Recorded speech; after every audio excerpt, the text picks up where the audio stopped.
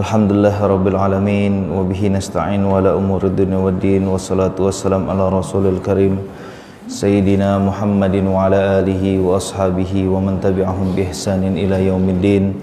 Allahumma salli salatan tajma'una biha jisman wa ruhan yaqazatan wa manaman hillan wa tirhalan dunya wal akhirati ya rabbal alamin. Amin amin ya arhamar rahimin. Sebelum kita mulai, seperti biasa kita akan membacakan sedikit potongan dari qasidah burdah yang insyaallah keberkahannya akan bisa kita rasakan di dunia dan akhirat. Maulaya salli wa sallim daiman abada ala habibika khairi khalqi kullihim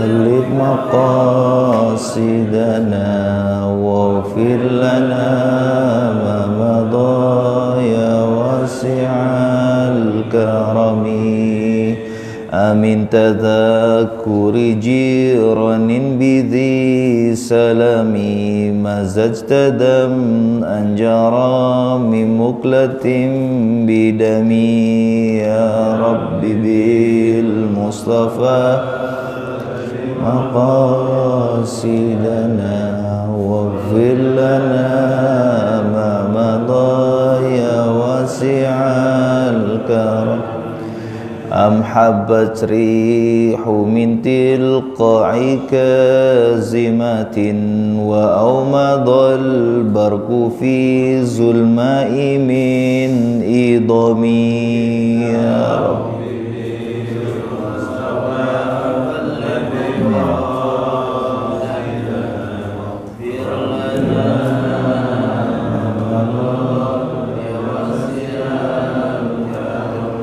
فما لعينيك إن قلت تكف فهمتا وما لقلبك إن قلت تستفيق يهيمي يا رب بالمصطفى بلغ مقاصدنا واغفر لنا ما مضى يا واسع الكرم Allahumma salli wa sallim wa barik alaihi wa ala alihi.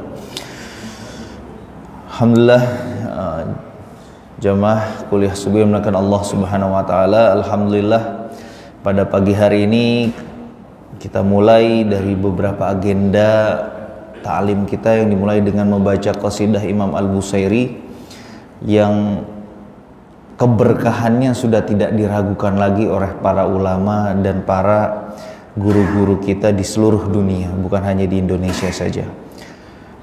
Dibuka dengan fasal yang pertama yang berbicara tentang kesenangan dan keluhan tentang cinta kita kepada Rasulullah Sallallahu Alaihi Wasallam. Pada bait yang pertama, pada sajaknya seperti biasa yang menjelaskan tentang curahan selawat kepada sebaik-baiknya ciptaan Allah Subhanahu wa taala, Nabi Muhammad sallallahu alaihi wasallam. Yang pertama dibuka oleh Imam Al-Busairi dengan sebuah pertanyaan. Apakah pernah di dalam kehidupan kita pernah menangis karena rindu dengan sosok Zi Salam? Itu adalah orang yang selalu dicurahkan salam berserta salawatnya kepada Nabi besar Muhammad sallallahu alaihi wasallam. Dan kemudian bait tersebut dilanjutkan, apakah kita hanya menangisi sesuatu dengan sesuatu yang hanya kita takutkan saja, seperti petir, seperti gempa, seperti kekurangan, seperti ketakutan. Kita hanya menangisi hal-hal sesuatu yang hanya kita takutkan. Tapi sadarkanlah diri kita, pernahkah kita menangisi kepada sesosok ciptaan Allah yang sangat mulia mansabat dan derajatnya, yaitu bagi benar Muhammad sallallahu alaihi wasallam. Karena sesungguhnya beruntunglah bagi orang yang pernah terisak menangisi beliau, ataupun ingin berjumpa beliau, ataupun rindu dengan keadaan beliau sampai kadang tangisnya tersebut susah untuk diredam. Walaupun hatinya sudah tenang, tapi kerinduan ingin bertemu oleh Rasulullah Shallallahu Alaihi Wasallam. Pernahkah kita merasakan hal tersebut? Nah, jadi mudah-mudahan insya Allah tiap pertemuan kita akan membahas 3 bait yang mudah-mudahan terus selama perjalanan ta'lim ini kita akan mendapatkan sebuah yang disebut dengan mahabbah. Mahabbah itu sendiri ataupun kata cinta itu merupakan salah satu manzilatur ruhiyah yang dijelaskan oleh Syekh Amr Khalid atau Dr. Amr Khalid, salah seorang ulama dari Mesir sana. Manzilah ruhiyah itu kita akan mendapatkan ketenangan ruhiyah itu salah satunya dengan cara mahabbah, kecintaan. Tapi kecintaan yang paling tinggi derajatnya ialah kecintaan kita kepada baginda Rasulullah Sallallahu Alaihi Wasallam. Oleh sebab itu, insya Allah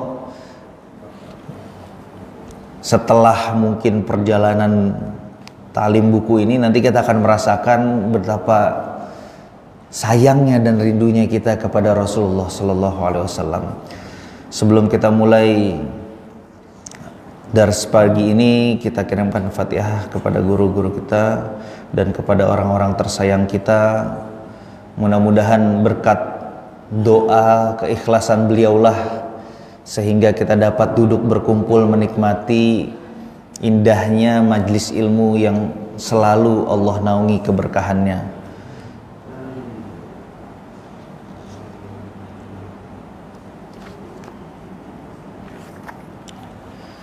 Ila hadratin Nabil Mustafa.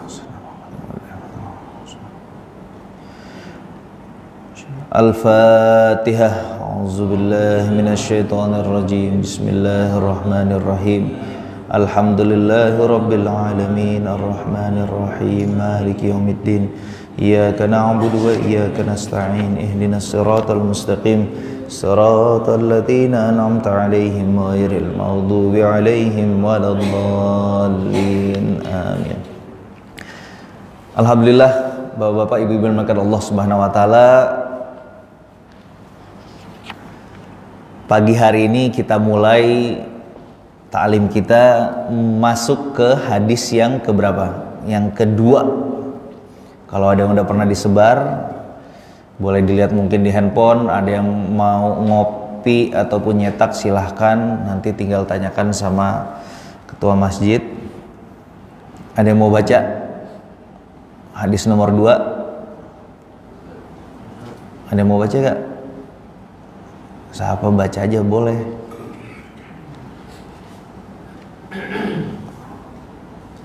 Ustadz Sulaiman apa Ustadz Abdul ataupun Ustadz Syuhada, silahkan.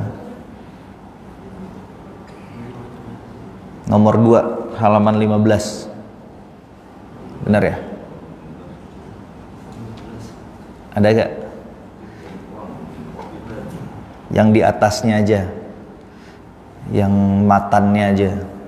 Haddatsana Humaid ibnul Mus'adah al-Basri.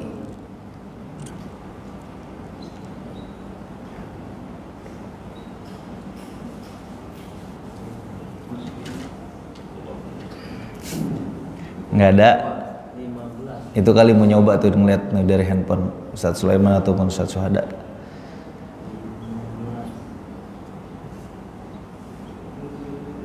Halaman 15 di atasnya. Boleh. Wabihi ilaikul. Bismillahirrahmanirrahim. Hadatsana Ubaidul bin Mas'adat al-Basri qala hadatsana Abdul Wahhab Thaqafi an Umaydin an Anas ibn Malik qala kana Rasulullah sallallahu alaihi wasallam rak'atan laisa bil tawili wala bil qasiri hasanal jismi wa kana sya'ruhu laisa bi ja'din wala sabtin asmara al-launi Hadatsana Dah. Muhammad bin Cukup dulu, satu-satu aja. Cukup. Kita mulai hadis yang hasan sahih yang dikeluarkan ataupun diriwayatkan dari Imam At-Tirmizi. Hasan sahih itu ataupun sebuah kaidah di dalam hadis yang disebutkan, awalnya mungkin hadis tersebut doif, dalam artian ada yang gak kesambung nih orang-orangnya nih, tetapi karena banyak yang meriwayatkan, akhirnya hadis tersebut diangkat derajatnya menjadi hasan sahih. Hadis yang diriwayatkan dari gurunya Imam At-Tirmizi, Humaid ibn al-Mus'adah, dan kemudian gurunya dapat dari Abdul Wahab As-Saqafi, dan kemudian dari Humaid juga dapat dari Anas ibn Malik. Anas ibn Malik sudah kita jelaskan sebelumnya adalah salah satu sahabat yang dari kecil itu ternyata ketika saya baca-baca lagi, ibunya itu menghadiahkan kepada Rasulullah SAW anaknya untuk dijadikan pembantu di rumahnya.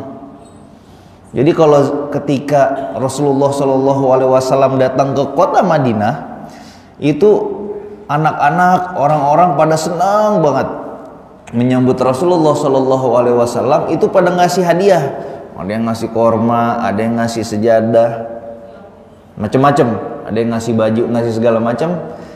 Ibunya Anas bin Malik ini adalah nggak punya apa-apa kecuali punya anaknya doang. Akhirnya ibunya Anas bin Malik datang kepada Rasulullah SAW. Ya wahai Rasulullah, saya hibahkan anak saya untuk kau perbantukan di rumah engkau ya Rasulullah SAW.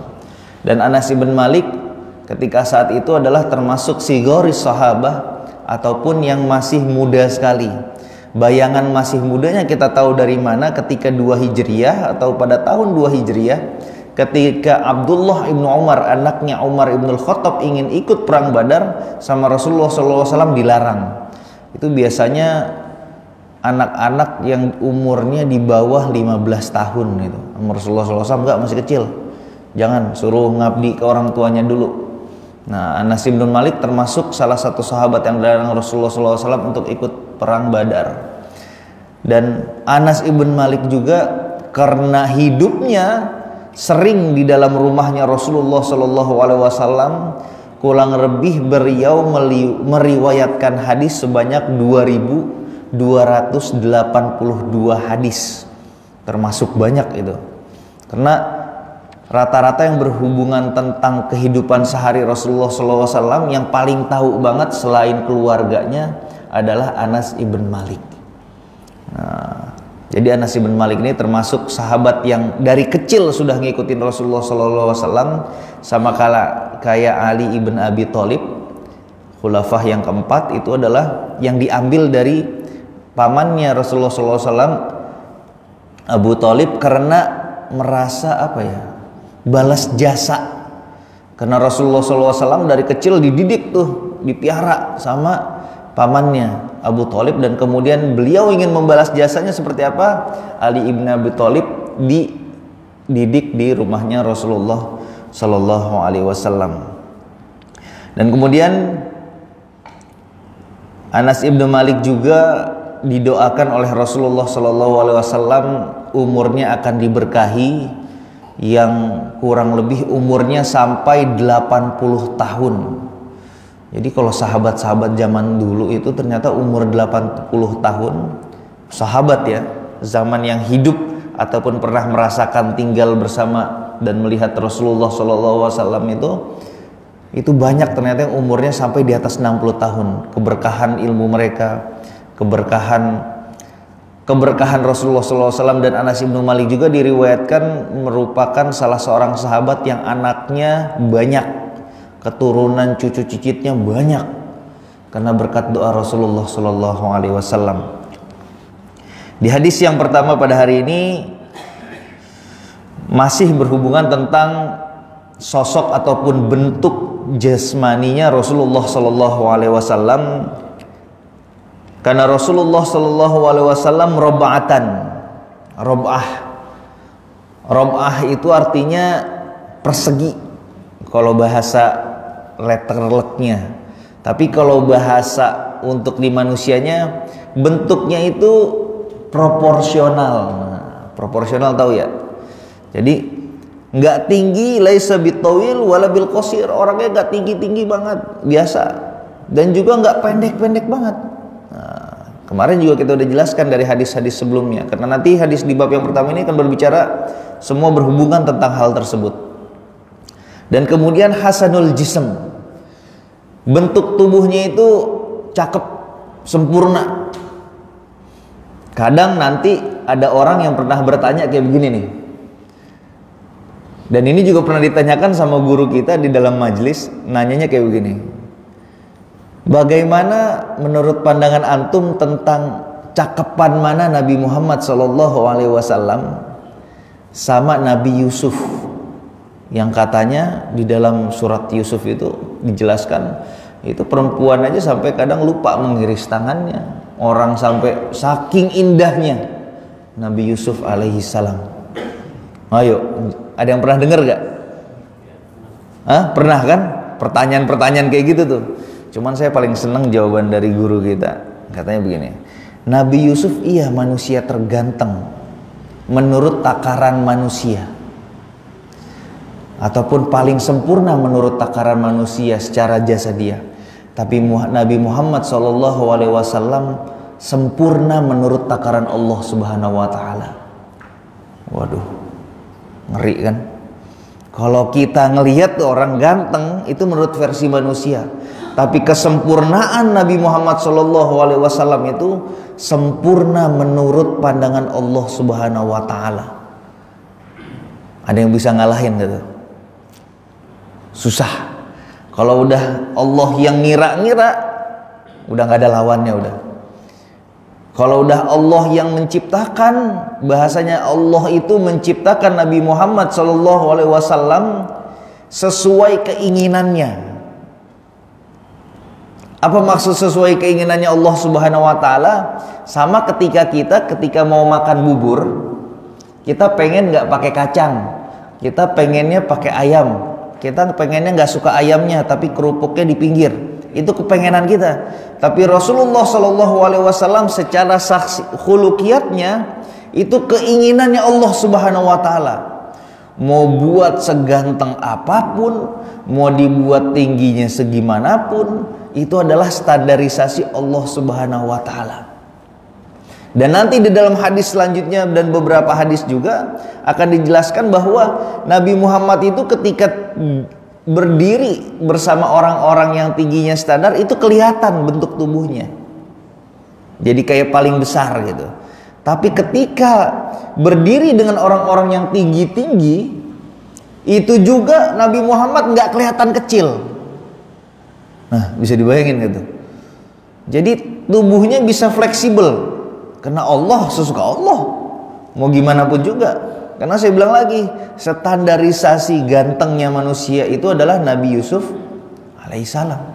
Tapi standarisasi kesempurnaan ciptaan manusia nya Allah Subhanahu wa Ta'ala yaitu adalah Nabi besar Muhammad Sallallahu Alaihi Wasallam. Mau lebih dalam lagi, dan Nabi Muhammad juga lebih mulia daripada cahaya. Kita suka dengar sholawat tuh, kalau Bang Abdul mungkin udah narik an-nur ala nur gitu. Ya kan, sering dengar kita kan, cahaya di atas cahaya. Dari mana kita tahu beliau ataupun beberapa munsyid, beberapa syair menuliskan beliau adalah cahaya di atas cahaya? Dari mana kita tahu? Dari peristiwa Isra dan Mi'rajnya Rasulullah SAW. Karena kenapa? Ketika peristiwa Isra dan Mi'raj, pada suatu batasan tertentu, malaikat Jibril hanya bisa mendekati kepada zatnya Allah Subhanahu wa Ta'ala pada titik ini nih. Apa kata malaikat Jibril? Wahai Nabi Muhammad, kalau aku maju selangkah lagi, maka aku akan terbakar. Tapi silahkan, bahasanya malaikat Jibril, menyuruh Nabi Muhammad untuk maju ke depan. Ternyata ketika maju selangkah, Nabi Muhammad tidak terbakar sama kali dan terus pergi ke atas menghadap Allah Subhanahu wa taala. Itu yang disebut oleh para syair, para ulama, cahaya di atas cahaya. Karena malaikat yang diciptakan dari cahaya pun tidak sanggup melampaui cahayanya Nabi besar Muhammad sallallahu alaihi wasallam. Oleh sebab itu, waktu bulan Ramadan tuh ada pameran di mana? Jakarta Islamic Center. Ada rambutnya Rasulullah sallallahu alaihi wasallam. Ada lagi yang mengumpulkan air matanya ataupun keringatnya dan lain sebagainya. Karena para sahabat pun takjub dengan sosok ataupun ciptaan Allah dari bentuk tubuhnya Nabi Muhammad. Kita aja nih Pak, naik ke gedung yang tingginya 30 lantai, itu di lantai yang ke-30 rasanya kayak gimana badan? Hah? Gemeter. Gemeter Pak. Belum lagi Bapak naik pesawat, ada mungkin pernah naik helikopter, saya belum pernah. Itu kalau buka jendela itu ampun-ampunan anginnya. Badan gak sanggup deh. Kalau kata ilmuwan astronot, kalau badan kita keluar dari atmosfer bumi, yang terjadi apa? Badan kita pecah. Tapi Nabi Muhammad Sallallahu Alaihi Wasallam sampai ke langit ke-7 sana, di atas Baitul Ma'mur dan terus ke atas lagi sampai ke arsy-Nya Allah, itu nggak ada mengalami luka sedikit pun. Nah itu yang berani saya bilang bahwa kekuatan badan Nabi Muhammad ataupun kesempurnaan badannya Nabi Muhammad diciptakan Allah sesuai standarnya Allah. Nggak usah ngomongin gantengnya lagi dah. Kalau ganteng Allah bilang itu paling ganteng, yang sebelumnya saya pernah ceritakan, tidak ada sahabat ataupun dari beberapa sahabat satupun yang jelas bisa melihat likuk-likuknya bentuk mukanya Sayyidina Muhammad Rasulullah SAW kecuali dua orang. Itu Sayyidina Abu Bakar As-Siddiq sama anaknya Fatimah Az-Zahra. Yang lain itu cuman sekilas-kilas memperkirakan, tapi nggak tahu bentuk detailnya. Yang benar tahu bentuk detail hanya ada 2 orang sahabat yang dijelaskan oleh guru-guru kami. Dan kemudian wa kana sya'ruhu laisa bija'di walal basat. Udah kemarin kita jelaskan, rambutnya nggak keriting keribo dan juga tidak lurus. Asmarul laun. Nah, asmarul laun ini Anas bin Malik menjelaskan tentang kulitnya. Kulitnya juga putih kemerah-merahan. Nah, jadi kalau putih pucat itu juga nggak enak dilihatnya kan. Kalau putih kemerah-merahan tuh jadi enak dilihatnya. Wa idza masya takaffuan. Takaffuan itu artinya cepat. Wah. Jadi Rasulullah Shallallahu Alaihi Wasallam itu kalau jalan nggak kelemar-kelemar, kalau kata bahasa orang sekarang, nggak lemes, tapi jalannya tuh antep banget, tek tek tek gitu. Dan nanti dalam suatu riwayat juga ada disebut wa izam ataupun masyuhu huwayinah. Huwayinah itu di dalam bahasa Arab artinya adalah jalannya slow. Nah, nanti bagaimana ini kita ngelihatnya? Kok dalam satu hadis disebut slow, dalam satu hadis disebutnya cepat gitu. Tapi penengahnya disampaikan juga oleh guru kami ketika mengajarkan kitab ini adalah cepat bagi orang yang melihatnya, tapi Rasulullah SAW tidak pernah merasa capek ataupun merasa berat ketika menjalani tersebut. Jadi Rasulullah itu standar jalannya Rasulullah yang santai bagi Rasulullah SAW seperti itu, tapi manusia yang lain melihatnya rasanya cepat banget. Nah, jadi menengahi makna antara 2 hadis yang mungkin artinya agak bertentangan antara slow dan cepat. Lebih dari itu, Bapak-bapak, Ibu-ibu dimulakan Allah Subhanahu wa taala, kalau di perang-perang yang dimana dihadiri oleh Rasulullah Shallallahu Alaihi Wasallam itu, kalau para sahabat kalau udah disebutkan atau pedangnya Nabi Muhammad diangkat, itu posisi pedangnya itu adalah yang paling dekat dengan musuh. Jadi Nabi Muhammad itu kalau perang itu posisinya bukan di tengah-tengah ataupun di belakang. Mantau dulu nih, yang depan-depan musuh jago apa enggak nih? Enggak ada cerita. Tapi kalau ngelihat dari gerombolan tentaranya Nabi Muhammad SAW, yang paling dekat duluan dengan musuh adalah siapa? Rasulullah SAW. Tuh. Kalau mau lihat bahasanya lincahnya Rasulullah SAW di medan perang. Jadi kadang para sahabat itu juga suka ketakutan. Udah mati dengan ini. Udah di depan aja nih Rasulullah SAW, udah di depan situ, kita masih ketinggalan. Gitu. Tapi gara-gara Rasulullah SAW berada di paling titik depannya para tentara-tentaranya umat Islam ketika zaman perang zaman dahulu, itu menjadikan semangat tersendiri buat para sahabat bahwa pemimpin yang mereka ikuti saat ini bukanlah pemimpin yang apa ya bahasanya, yang cuman jago ngomong gitu kan, yang cuma jago apa ya, jago kandang lah bahasanya, tapi enggak, paling lincah itu paling hebat Rasulullah SAW. Dan kemudian hadis selanjutnya, boleh dilanjut.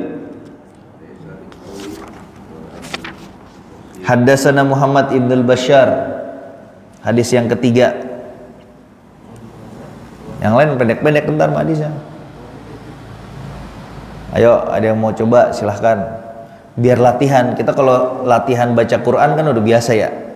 Sekarang latihan baca hadis. Biar ntar pakem. Karena ini berhubungan tentang penyebutan nama-nama para sahabat dan para ulama-ulama terdahulu.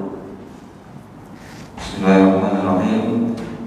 Haddatsana Muhammad bin Bashar qala haddatsana Muhammad bin Ja'far qala haddatsana Syu'bah an Abi Ishaq.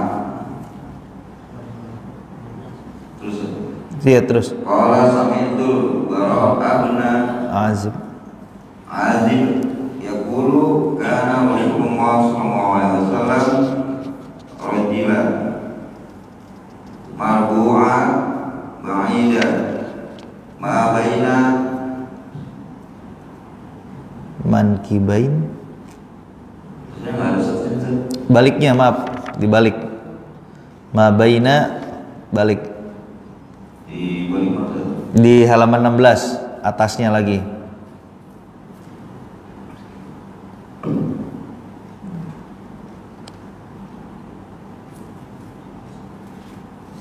Ada ba'idan ma baina mankibaini. Ada halaman 16 dulu, lihat yang paling atasnya. Oh iya. Nah, pojok kanan lihat. Paling ya. Mankibaini. Nah. Azimal Jummah ila sahmati uzunain. Yusra alaihi kullan Hamra ma ra'aitu syai'a qadun ahsana minhu. Itu ila syahmatil uzunain. Kalau nanti di kertas itu tolong dihapus al yusronya. Nah, yusronya itu kelebihan. Dari hadis yang diriwayatkan dari Muhammad ibn al-Bashar, haddatsana Muhammad ibn al-Ja'far qala haddatsana Syu'bah an Abi Ishaq qala sami'tu al-Bara' ibn Azib yaqulu. Hadis yang diriwayatkan dari sahabat Al-Bara' ibn al-Azib, salah seorang sahabat juga yang kecilnya sama Rasulullah SAW. Ini seumuran ya, antara Anas ibnu Malik, Abdullah bin Azib, ini seumuran. Jadi memang Rasulullah SAW itu beberapa ulama yang hidup setelah zamannya Rasulullah SAW yang bahasanya keilmuan ataupun standarisasi cara berpikirnya bagus sehingga dijadikan dasar-dasar oleh pemahaman-pemahaman ulama fikih, ulama hadis, dan terus sebagainya sampai ke zaman kita, itu lahir dari anak-anak yang memang dari kecil itu udah diarahin sama Rasulullah SAW. Abdullah ibnu Umar, terus tadi Anas ibnu Malik. Anas itu nama kerennya, panggilan sayangnya dari Rasulullah SAW, Unais, gitu. Unais. Dan kemudian juga Barra ibn al-Azib. Ini adalah anak-anak kecil yang umurnya masih belasan tahun ataupun kadang belum 10 tapi sudah di atas 7 karena sudah bisa membedakan antara baik dan benar. Ini dididik emang dari kecil. Jadi ketika Rasulullah SAW wafat, itu umur mereka sebenarnya baru 20 tahun, 23 tahun. Cuman sudah mendapatkan tugas-tugas yang sangat berat gitu kalau kita bisa nilai sekarang, karena banyak dari mereka seperti Barra ibn al-Azib ini ketika setelah zamannya Rasulullah SAW, beliau dijadikan gubernur di kota Kufah. Kufah itu atasnya Persia sana, dikirim, makanya meninggalnya di kota Kufah beliau makamnya. Itu dikirim oleh khalifah dari zamannya khalifah setelah zaman Rasulullah SAW, pastinya mungkin dari awal itu ketika umur 20-an tahun ataupun belum melengkap 30 tahun itu dikirim ke Kufah. Jadi memang penting sekali buat pendidikan anak kita, pendidikan keluarga kita. Kalau memang ada yang pengen kita cetak, itu dari umur mumayyiz setelah 7 tahun itu boleh diarahkan sedikit-sedikit biar anak itu tahu gitu, nanti ketika umur 20 tahun tuh udah matang dari situ anak tuh, insyaallah, bismillah. Barra ibn Azib ini meriwayatkan hadis berbicara tentang Rasulullah Shallallahu Alaihi Wasallam, karena Rasulullah Shallallahu Alaihi Wasallam rojilan, ataupun ada juga orang yang ini menuliskan rojulan. Rojilan itu apa sih artinya? Rojilan itu adalah artinya itu berbicara tentang rambut. Kalau rojilan, asy'arur rajil itu artinya antara busutoh sama ju'udah. Jadi nggak terlalu lurus, nggak terlalu pendek. Tapi kalau misalnya kenapa ada yang menyebut kadang ulama rojilan ada rojulan? Karena kitabnya ini awalnya itu nggak ada harokatnya kan. Jadi ulama-ulama namanya subkeilmuannya itu filologi ataupun tahqiq turos itu berbeda pendapat.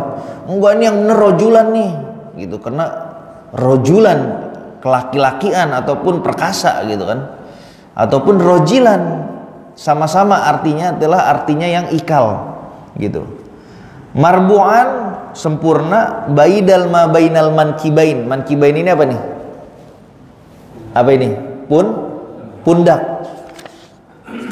Artinya pundaknya itu luas bidang. Bisa diartikan secara zohirnya bahwa Rasulullah SAW mempunyai sosok tubuh yang tegap, dan juga ataupun bisa diartikan mempunyai secara maknawi lapang dada orangnya. Azimul jumbah. Azimul jummah ini berbicara tentang panjang rambutnya Rasulullah SAW. Rasulullah SAW itu nih, apalin cakep-cakep rumusnya ataupun kodenya wa la ja, waw lam jim. Nah, itu yang berbicara tentang panjangnya rambut Rasulullah SAW. Walaja itu apa? Yang pertama adalah wafroh. Wafroh itu ujung rambut Rasulullah SAW itu sampai batas bawah ujung kuping nih. Nah, ini sini. Ini kalau lagi berbicara tentang wafroh. Wah, bersyukur yang pernah ngerasain, cocok, ganteng. Nah, itu tuh bisa dibayangin tuh berapa saudara kita yang rambutnya sampai bawah kuping. Kemudian yang kedua apa? Limmah. Wafroh limmah. Limmah itu antara pundak sama kuping, berarti tengah-tengah sini rambutnya panjang ini. Ya. Nah, kayak Bang Abdul tuh. Kita ngeliat Bang Abdul aja sedep banget ya. Gimana bener Allah berkahin bertemu sama Rasulullah, insya Allah. Dan kemudian yang ketiga apa? Jummah. Berarti kalau jummah itu adalah standar rambut Rasulullah pas lagi panjang-panjangnya. Kalau udah panjangnya itu adalah semana, kalau kita udah ngelewatin kuping tuh, udah nggak enak tuh pengen dicukur. Kalau Rasulullah SAW batas panjang itu sampai jummah, sampai nyentuhin ini, sampai nyentuh pundak. Jadi yang pertama apa? Wafroh, limah, jummah. Rasulullah SAW tuh rambutnya udahlah ikal, dan kemudian rambutnya panjang gitu. Kenapa Ustaz kok panjang, kagak rapi-rapi? Zaman dahulu tuh nggak ada tukang cukur mungkin yang punya guntingnya cakep kayak kita, ada gunting sasak, ada gunting buaya. Apalagi zaman sekarang pakai mesin gitu. Kalau ada mungkin juga bakal rapi. Cuman standar rapihnya itu seperti itu. Dan Rasulullah SAW ketika memotong rambutnya ataupun ketika memendekkan jenggotnya itu, kadang standarnya itu adalah kepalan tangannya aja udah. Pakai pegangan tangannya udah. Kalau misalnya pendeknya segini udah potong segini misalnya. Ataupun ketika rambutnya panjang, standar yang mau dipendekin udah panjang banget, udah dipegangnya segini, apa namanya, kopdoh, satu kepalan tangan baru dipotong. Jadi nggak ribet-ribet.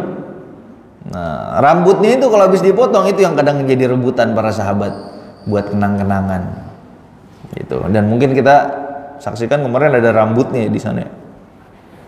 Itu subhanallah banget. Dan kemudian alaihi ila syahmatil uznaihi, ya kan? Alaihi hullah hamra. Hullah ini sudah berbicara juga tentang apa namanya, kebiasaan berpakaian Rasulullah SAW. Nanti ada bab khusus yang berbicara tentang pakaiannya Rasulullah SAW. Kurang lebih ada 5 sampai 10 jenis baju, saya lupa jumlahnya, nanti kita akan tahu. Salah satu yang paling mewahnya adalah hullah. Hullah itu apaan? Gamis yang dilapisi dengan gamis luaran lagi. Nah, sering kita lihat ya. Biasanya para habaib, ada juga beberapa masjid kalau mau khutbah tuh dikasih jubah lagi biar ada doublenya.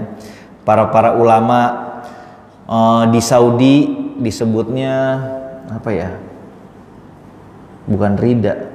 Yang raja-raja suka pakai tuh, ataupun imam-imam Masjidil Haram udah pakai baju gamis putih terus pakai jubahnya lagi yang warnanya coklat, kadang hitam, kadang putih. Nah, itu sebutan setelan itu tuh, itu namanya hullah. Nah, apa? Iya, hullah. Namanya hullah. Alaihi hullatul hamra, dengan pakaian hullahnya warnanya merah. Jadi Rasulullah SAW itu juga masalah style, kalau sudah berbicara lagi duduk di sebuah majelis ilmu ataupun Masjidun Nabawi, itu pakaiannya bukan pakaian yang asal-asalan gitu. Jadi ada beberapa ulama, guru-guru kami di sana itu kalau udah berbicara tentang agama, pakaian terbaik yang harus dipakai. Nggak boleh pakaian yang asal-asalan, nggak boleh pakaian yang biasa-biasa. Mana baju dia yang paling terbaik di rumah, itu yang dipakai gitu. Kenapa? Karena untuk memuliakan ilmu yang ingin dibawakan.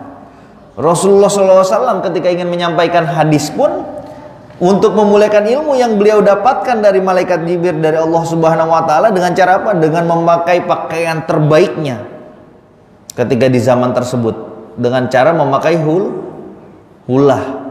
Dan kalau bisa dibilang Rasulullah SAW itu kalau berpakaian itu selalu apa ya? Kalau bahasa kita matching, cocok. Maaf, nggak kadang. Tadi kan kita lihat waktu di sana apa namanya, imamahnya itu kan warna hijau ya, yang pergi kemarin tuh. Lah terus kalau bajunya merah, lucu dong Ustadz gitu. Enggak kayak gitu. Teman, banyak imamahnya pun yang menyesuaikan dengan baju dan hulahnya Rasulullah. Kalau tema hulahnya lagi warna merah, itu imamahnya pun juga warna merah. Jadi memang sangat apa ya, matching lah. Ngelihatnya kita nggak pusing. Nah, ya modis gitu. Sangat modis sekali. Makanya ada beberapa ulama yang ketika datang ataupun di dalam majelis ilmunya itu pakaian-pakaian mahal yang dipakai. Itu gunanya buat apa? Buat mengangkat azomah ilmu yang beliau bawakan. Tapi ada juga ulama yang justru kalau bahasa orang kita mah zuhud dia. Yang sebaliknya, pakaiannya biasa-biasa aja. Banyak kan ulama-ulama Indonesia yang biasa-biasa aja, yang mungkin paling jelas terakhirnya adalah Gus Baha gitu kan. Cuman pakai baju simple aja. Kenapa? Karena juga mencerminkan Rasulullah SAW berpakaian yang apa ya? Yang sederhana. Gitu. Nanti di dalam bab pakaian akan kita bahas lebih rinci dan detail lagi. Ma ra'aitu syai'an ahsanu min zalik. Dan kemudian di hadis yang keempat disambungkan sedikit sambungan hadis dari hadis tersebut. Ma ra'aitu zilimmati fi humlatil amro ahsanu min Rasulullah sallallahu alaihi wasallam wa sa'ruhu yadribul mankibaihi ba'idan ma bainal mankibain alal qasir bil qawil lam yakun bil qasir wala bil tawil. Di hadis keempat Bara bin Azib melengkapi dengan penjelasan bahwa hulahnya itu enak banget dilihat lah pokoknya. Jadi Rasulullah SAW juga itu menyontohkan kehidupan, kalau saya bilang yang sempurna, bukan hanya dalam beragama tapi dalam kehidupan. Jadi Rasulullah SAW itu Pak udahlah rapih. Udah, kalau tadi kita ngomong ganteng udah nggak ada yang ngelawan. Udahlah ganteng, pakaiannya rapih. Kalau orang bilang lagi keringetnya aja wangi gitu loh. Udah pasti wangi gitu kan. Itu berarti mengajarkan umat Islam secara tidak langsung ialah untuk bersikap perfeksionis. Karena di dalam Al-Quran berapa kali disebut innallaha yuhibbul muhsinin. Kenapa muhsinin yang Allah lebih banyak sukai? Karena orang Islam itu Pak, ibaratnya nih, kalau udah mengerjakan sesuatu itu nggak ada istilahnya yang setengah-setengah. Itu tipikal orang umat Islam tuh. Karena diajarkan oleh Rasulullah SAW bukan hanya dalam berpikir, bukan hanya dalam kehidupan, dalam berpakaian, bersosial itu menunjukkan keseriusan kita dalam hidup apa enggak? Betul enggak? Masa iya mohon maaf kita ke kantor orang pada pakai baju kantor, kita pakai baju training, diapain kira-kira? Suruh pulang, betul enggak? Ya kan? Tuh.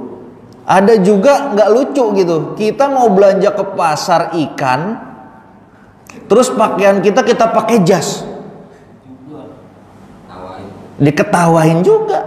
Karena memang setiap tempat, setiap keadaan itu ada pakaiannya masing-masing. Dan itu diajarkan sama Rasulullah SAW. Kalau kita lagi majelis ilmu, sebisa mungkin pakaian terbaik kita angkat, biar kita nyari keberkahan. Ya, baju-baju yang dipakai cuman lebaran sekarang dirubah, baju-baju yang terbaik dipakai bukan hari lebaran, tapi dipakainya pas lagi majelis ilmu. Jadi seneng nanti malaikat yang lihat, ya Allah jemaah majelis wada wangi banget ini, yang mau duduk majelis ilmu ganteng banget gitu. Akhirnya keberkahan pun akan terus turun gitu. Ya kan? Jadi mudah-mudahan sikap kesempurnaan Rasulullah SAW itu dapat kita praktekkan di seluruh aspek kehidupan kita, bukan hanya dalam menuntut ilmu. Nah sekarang udah mulai kebuka kan, Rasulullah SAW bukan hanya detail dalam keilmuan agama Islam, tapi detail dalam masalah kehidupan. Nanti di bab selanjutnya ada lagi pembahasan kebiasaannya Rasulullah dalam memakai minyak rambut seperti apa, dalam mewarnai, kadang suka mewarnai rambut, kuhel itu beda. Jadi kalau bahasanya yang natural dari sodaf, Dan juga nggak kalah menarik, suka pakai celak. Loh, sifat ya. Cuma nanti ada caranya bagaimana makainya Rasulullah SAW gitu. Dipakainya kapan? Gitu. Jadi nanti kita akan dapat banyak hal menarik yang mudah-mudahan dapat kita praktekkan di dalam kehidupan kita dengan satu niat, ittiba'an li Sayyidina Rasulullah SAW. Gitu. Boleh gak? Boleh. Jadi biar kita ngikutin gayanya Rasulullah, pengen nih. Misalnya suatu saat lagi di kantornya nggak ada masalah, orang rambut panjang segala macem, silahkan aja coba lihat, wah cakep juga ya gitu kan. Mungkin jadi gagah gitu. Karena banyak dari beberapa ulama yang memanjangkan rambutnya sampai pemberi ijazah ini Shahibul Musnid Syekh Muhammad Ibrahim Abdul Bais Al-Kattani itu rambutnya sering saya lihat panjang. Walaupun pakai pakai peci. Jadi kadang pas di belakang lah itu rambutnya panjang ternyata sih. Jadi kadang beliau ittiba'an li sayyidina Rasulullah SAW untuk mengikuti. Jadi biar kita kerasa, ya Allah ternyata Rasulullah SAW begini ya, enak juga nih. Gitu. Dan lain sebagainya. Mudah-mudahan di pertemuan-pertemuan selanjutnya akan kita bahas lebih dalam lagi. Dan sebelum kita tutup, ada pertanyaan ataupun apalah ungkapan apa-apa, silahkan. Ada waktu masih 10 menit lagi, silahkan.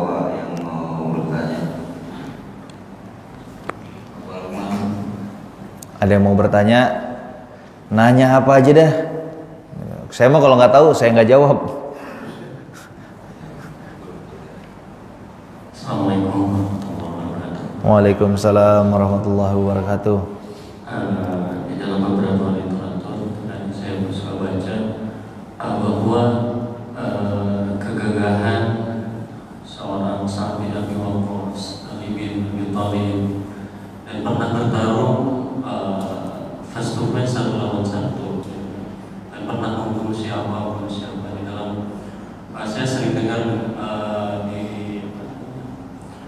Khalid Basalamah menceritakan beberapa sahabat bertarung satu lawan satu, membunuh siapa.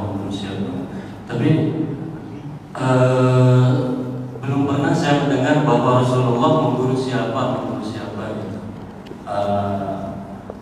Kita tahu bahwa Rasulullah begitu gagahnya, begitu sempurnanya fisik dan jasadnya maupun sebagainya. Tapi saya belum pernah mendengar gitu bahwa Rasulullah pernah membunuh siapa di dalam peperangan. Ya. Itu apa memang betul-betul Rasulullah belum pernah membunuh? Ya dalam hal ini di dalam perangnya. Apa tidak dicantumkan di dalam hadis atau bagaimana? Bismillahirrahmanirrahim. Jujur sebenarnya saya juga belum pernah dengar gitu Rasulullah pernah membunuh siapa-siapa saja gitu. Walaupun mungkin ada dalam beberapa kasus gitu kan. Tetapi mungkin ada saya coba memahami dari sebuah hikmah gitu kan. Mungkin ada beberapa kasus yang sekiranya tidak perlu dibanggakan dengan hal tersebut gitu. Kalaupun mungkin di dalam peperangan Rasulullah di paling depan paling banyak bahasanya yang membantai umat musyrikin, mungkin iya secara naluriah, secara nalar kita kan. Tetapi kalau disebut berapa-berapanya bukan sesuatu yang dibanggakan gitu. Wah Rasulullah ini membunuh 100, terus apa hebatnya bagi kita gitu kan. Gitu. Satu itu untuk menjaga izahnya juga. Dan kemudian para sahabat pun juga seperti itu gitu kan. Nggak pernah disebutkan berapa-berapanya jumlahnya. Karena memang bukan sesuatu yang mereka kejar. Karena memang ketika bertemunya dalam adab perang di dalam kitab fikih tentang pembahasan perang itu, yang boleh saling perang dan saling membunuh itu kan apa? Tentara. Nggak boleh ngebunuh ini. Dan umat Islam itu peraturan perangnya itu sangat ketat. Gitu. Jadi di hikmah lainnya itu bisa jadi juga nggak main asal ngebunuh aja. Karena banyak juga dari tawanan-tawanan perang yang sengaja dipelihara, dan sebagian dari mereka ataupun hampir seluruhnya itu adalah kembali lagi atau memeluk agama Islam. Sama juga ketika nanti ada pembahasan tentang kenapa sih hadis yang diriwayatkan dari Ali ibn Abi Thalib itu nggak banyak, padahal Ali ibn Abi Thalib itu tinggalnya di rumah Rasulullah SAW. Ntar lihat deh, itu nggak banyak Ali ibn Abi Thalib. Padahal kalau disebutnya dalam syair-syair apa? Ali itu apa? Madinatul ilmu, kotanya pemahaman keilmuan. Tapi kenapa hadisnya nggak banyak diriwayatkan? Karena mungkin dari ulama-ulama itu takut ketika mengangkat hadis yang diriwayatkan oleh Ali ibn Abi Thalib, takut ada seberapa golongan yang senang ketika meriwayatkan, tuh kan, dengerin Ali tuh, yang suka memuliakan Ali, kadang berlebihan daripada Rasulullah SAW. Tuh lihat Sayyidina Ali tuh, tuh lihat Sayyidina Ali tuh. Padahal di dalam beberapa riwayat juga disampaikan Rasulullah SAW pernah menyampaikan kepada Sayyidina Umar, kalau aku nggak diutus oleh Allah Subhanahu Wa Taala, maka Allah akan mengutus engkau wahai Sayyidina Umar. Karena Sayyidina Umar apa? Orangnya cerdas gitu. Sampai ada buku khusus yang membahas tentang kecerdasannya Sayyidina Umar. Dilihat dari nasabnya bagus, dilihat dari kecerdasannya bagus, dilihat dari kepiawannya bagus, sehingga Rasulullah SAW berani ngomong tersebut kepada Sayyidina Umar. Nah, nanti takutnya nanti malah membuka pintu-pintu khilaf bainal ummah. Nah, akhirnya beberapa hal-hal yang nggak perlu diangkat di dalam sejarah ataupun lain sebagainya itu tidak perlu diangkat, karena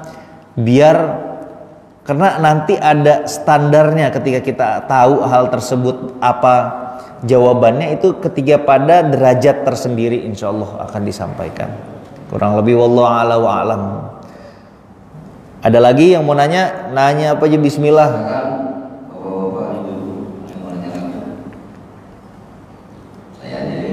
Iya udah silakan. Ini 10 sahabat Rasul yang dijamin masuk surga, apakah 10 sahabat Rasul ini jihad fisabilillah atau kelebihannya apa Ustaz?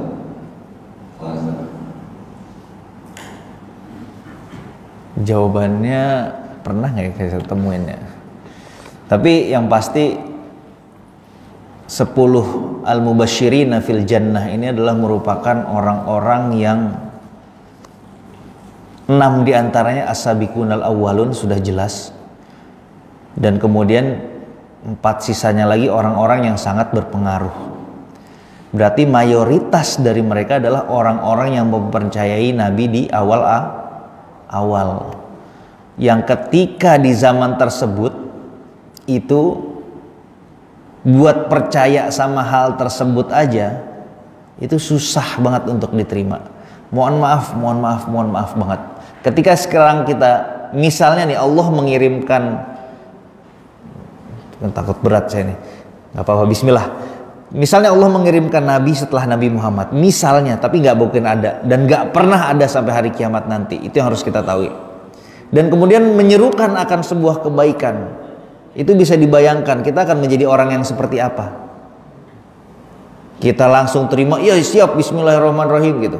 Ataupun ketika kita hidup di zaman Rasulullah SAW, ketika lagi enak-enaknya duduk ataupun beribadah sesuai dengan pemahaman-pemahaman yang sudah diajarkan oleh guru-guru dan orang tua kita, datanglah seseorang yang menyerukan akan agama yang paling Allah muliakan.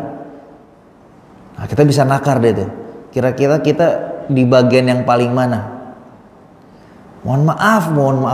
Kita salah sedikit beda aja sama orang, wah itu udah pedes banget itu. Ya kan? Ini orang sarung bawah banget. Macem-macem dah komennya, udah pedes banget. Ini baru ngomongin zohiriyah ya, belum ngomongin akidah. Jadi bisa ditakar itu, apakah orang tersebut berjihad? Iya, berjihad untuk pemahamannya dan kesadarannya akan agama Islam. Tapi kalau untuk jihad jasadiyah nggak perlu diminta, mereka juga bakal masuk asyra mubasyirin fil jannah.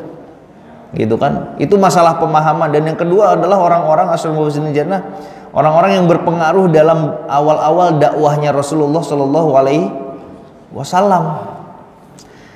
Itu adalah pemahamannya baru, bahasanya di zaman tersebut. Wallahu alam, ketika kita mungkin hidup di zaman tersebut, apakah kita sanggup untuk bisa diri di soft yang mana gitu kan. Dan ini udahlah bahasanya udahlah mendukung pemahaman baru, kemudian mendukung juga peran dakwahnya. Nah yo, berat. Kita aja kadang untuk meramaikan panggilan majelis taklim apalagi dan lain sebagainya kadang suka malu-malu ya. Pak, ini malu nih, ayo Pak datanglah gitu. Ini enggak gitu. Gimana? Ya susah emang kalau mau ngebandingin apa ya? Standar kita sama standar asyra mubasyirin fil jannah. Itu baru dalam hal bersikap ya. Belum lagi kalau mungkin udah keluar belati-belatinya itu, kita udah nggak ada apa-apanya udah. Bahasanya kita baru diajarin mukul, dia udah pakai belati, nggak pakai golok lagi, kecil tapi mematikan. Ilmu-ilmu para asyra mubasyirin fil jannah itu pemahamannya sangat mendalam dan sangat tidak bisa diperhitungkan dengan nalar manusia. Sekali lagi, kita aja tadi saya bilang susah untuk melihat orang yang beda sedikit tuh. Belum lagi ntar pecinya miring tuh, gimana tuh? Ada aja komentar pokoknya dah. Kita baru hal begitu aja tuh udah repot banget itu kan. Gimana asyra mubasyirin fil jannah? Diajarin sholat baru, diajarin zikir baru, dan lain sebagainya. Makanya ketika ada sebuah keilmuan, maka yang patut harus kita buka adalah kekosongan pikiran. Apalagi kalau ilmu tersebut berkaitan dengan ilmu agama, maka kosongkanlah. Mudah-mudahan Allah beri keberkahannya. Wallahu a'lam. Alhamdulillah, kalau misalnya ada beberapa pertanyaan, bukannya saya kadang berusaha pengen jawab, tapi kadang pengen tahu aja apa sih permasalahan-permasalahan jemaah di sekitar kita itu. Gitu. Ntar kita bisa cari jawaban bersama-sama. Karena saya senang banget ketika ada hiwar, ketika ada tanya jawab kayak begini. Kalaupun nggak tahu, sekali lagi saya akan bilang nggak tahu. Kalau saya nggak ada sama sekali nggak tahu, kalau misalnya nanya berapa liter itu dalam satu tongkang apa segala macam, itu saya nggak tahu jawabannya, pasti Bang Syuhada lah yang tahu jawabannya gitu kan. Karena memang kerjaannya gitu kan. Gitu. Jadi memang fas'alu ahlu zikri in kuntum la ta'lamun. Tanyalah bagi orang yang menguasai hal tersebut kalau antum tidak mengetahui hal tersebut. Mudah-mudahan apa yang dapat disampaikan hari ini dapat menambah sedikit manfaat dan wawasan. Kita tutup dengan doa bersama, dimulai dengan istighfar 3 kali. Astaghfirullahalazim, astaghfirullahalazim, astaghfirullahalazim, astaghfirullahalazim. Alhamdulillahirabbil alamin, alhamdulillahirabbil alamin, hamdan syakirin, hamdan na'imin, hamdan yuwafi ma yukafi mazidah. Ya Rabbana lakal hamdu kama yanbaghi li jalalika wajhikal karim wa azimi sultanik. Allahumma salli ala sayyidina Muhammadin fil awwalin wa salli ala sayyidina Muhammadin fil akhirin wa salli ala sayyidina Muhammadin fil malaa'il a'la yaumiddin. Allahumma aslih dinana allati huwa ismatu amrina wa aslih dunyana allati fiha ma'ashuna wa aslih akhiratana ilaiha ma'aduna waj'alil hayata ziyadatan lana fi kulli khair waj'alil mauta rahatan lana min kulli syarr. Allahumma la tada' lana fi maqamina hadza dhanban illa ghafartah wa la hamman illa farajtah wa la daynan illa wafaitah wa la hajatan min hawaijid dunya wal akhirah illa yasartaha ya arhamar rahimin. Allahumma rzuqna ru'yata sayyidina Muhammadin sallallahu alaihi wasallam halan wa ma'alan. Allahumma rzuqna ru'yata sayyidina Muhammadin sallallahu alaihi wasallam halan wa ma'alan. Allahumma rzuqna ru'ya sayyidina Muhammadin sallallahu alaihi wasallam halan wa ma'alan. Rabbi fil lana dzunubana walidayna warhamhum kama rabbayana shighara. Rabbana atina fid dunya hasanah wa fil akhirati hasanah wa qina azabannar. Sallallahu alaihi wasallam Muhammad nabiyil ummi wa ala alihi wasahbihi wasallam walhamdulillahi rabbil alamin.